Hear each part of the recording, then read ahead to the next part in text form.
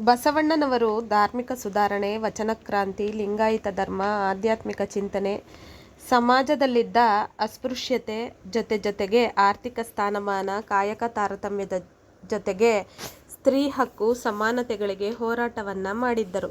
ಅಷ್ಟೇ ಅಲ್ಲದೆ ಸ್ತ್ರೀಯರಿಗೂ ಸಮಾನವಾದ ಸ್ಥಾನಮಾನಗಳನ್ನು ಧಾರ್ಮಿಕ, ಸಾಮಾಜಿಕ, ಆರ್ಥಿಕವಾಗಿ ಒದಗಿಸಿ ಕೊಟ್ಟಿದ್ದರು.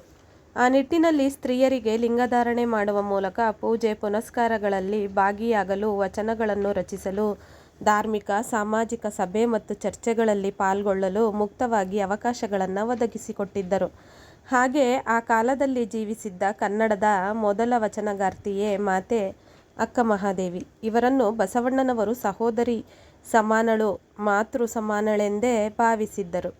ಮಾತೆ ಅಕ್ಕಮಹಾದೇವಿಯವರು 1130ರ ಸುಮಾರಿಗೆ ಕರ್ನಾಟಕದ ಶಿವಮೊಗ್ಗದ ಬಳಿಯ ಉಡುತಡಿಯಲ್ಲಿ ಜನಿಸಿದರು.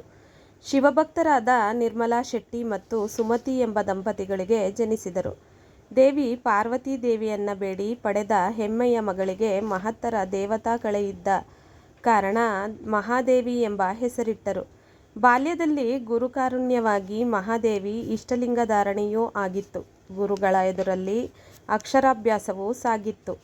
ವೀರಶೈವ ಧರ್ಮ ಸಿದ್ಧಾಂತಗಳನ್ನು, ಭಕ್ತಿ ಸಾಧನೆಗಳ ರಹಸ್ಯದ ಆಧ್ಯಾತ್ಮಿಕ ವಿದ್ಯೆಗಳನ್ನು ಗುರುಗಳು ಆಕೆಗೆ ಉಪದೇಶಿಸುತ್ತಿದ್ದರು ಎಂದು ಹರಿಹರ ಕವಿಯ ನಿರೂಪಣೆಯಲ್ಲಿ ಕಾಣಬಹುದು.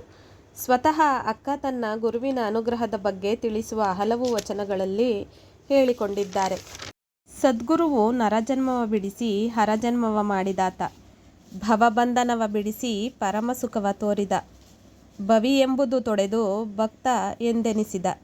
ಗುರುವಿಗೆ ಹೃದಯ ತುಂಬಿ ನಮಿಸಿದ್ದಾಳೆ ಮಹಾದೇವಿಯಕ್ಕ.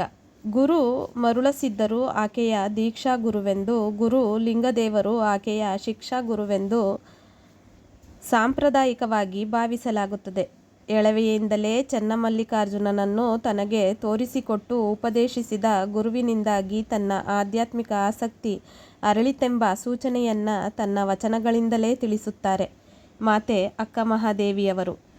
ಚಿಕ್ಕವಳಿದ್ದಾಗಿನಿಂದಲೂ ಶ್ರೀಶೈಲದ ಚನ್ನಮಲ್ಲಿಕಾರ್ಜುನನನ್ನು ಆರಾಧ್ಯ ದೈವವೆಂದೇ ತಿಳಿದಿದ್ದರು. ಅವರು ಶರಣಸತಿ ಲಿಂಗಪತಿ ಭಾವದಿಂದ ಸ್ಫೂರ್ತಿಯಾಗಿ ಚನ್ನಮಲ್ಲಿಕಾರ್ಜುನನನ್ನೇ ತನ್ನ ಸರ್ವಸ್ವವೆಂದು, ಅವನನ್ನೇ ಹಗಲು ರಾತ್ರಿ ಜಪಿಸುತ್ತಾ ಪತಿಯೆಂದು ಭಾವಿಸಿದ್ದರು.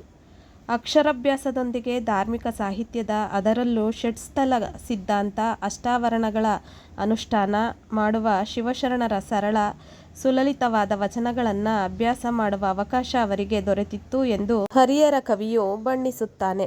ಆಕೆ ಬೆಳೆದಂತೆ ಅವಳ ಲಿಂಗನಿಷ್ಠೆಯೂ ಬೆಳೆದು ತನುಮನಗಳಲ್ಲಿ ಅರಳಿ ನಿಲ್ಲುತ್ತದೆ.